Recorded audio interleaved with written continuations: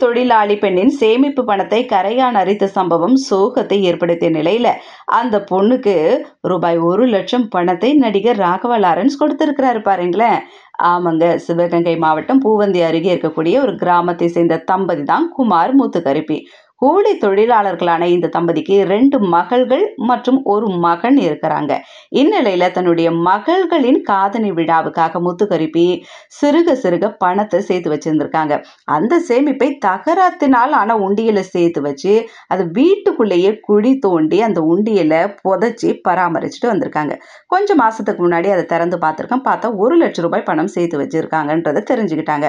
ஓ, இவ்வளவு பணம் வந்துருச்சு, தன்னுடைய பிள்ளைகளுடைய காது குத்து விழாவை சிறப்பா பண்ணலாம் அப்படின்ட்டு ரொம்ப சந்தோஷப்பட்டு இருக்கிறாங்க. ஆனா அதுக்கப்புறம் பாருங்களேன், அந்த பகுதியில பெய்த மழையின் காரணமா அந்த தகர உண்டியலுக்குள்ள கரையான்கள் புகுந்து ரூபாய் நோட்டுகளை மெல்ல மெல்ல அரிச்சிருக்கு.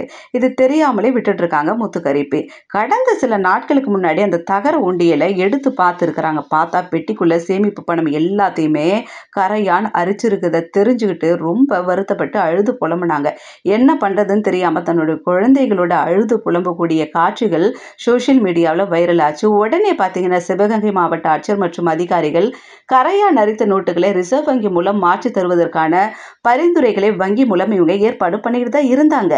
இதற்கிடையே இந்த விஷயத்தை தெரிஞ்சுக்கிட்ட நடிகர் ராகவா லாரன்ஸ் முத்துக்கருப்பி மற்றும் குமார தம்பதியை சென்னைக்கு வரவழைச்சிருக்கிறாரு. அவரோட வீட்டுக்கு கூட்டு போயிட்டு 1,00,000 பணத்தை அவங்க கையில கொடுத்திருக்கிறாரு. இந்த காணொலியை அவர் தன்னுடைய எக்ஸ் தள பக்கத்துல பதிவிட்டு இருக்கிறாரு.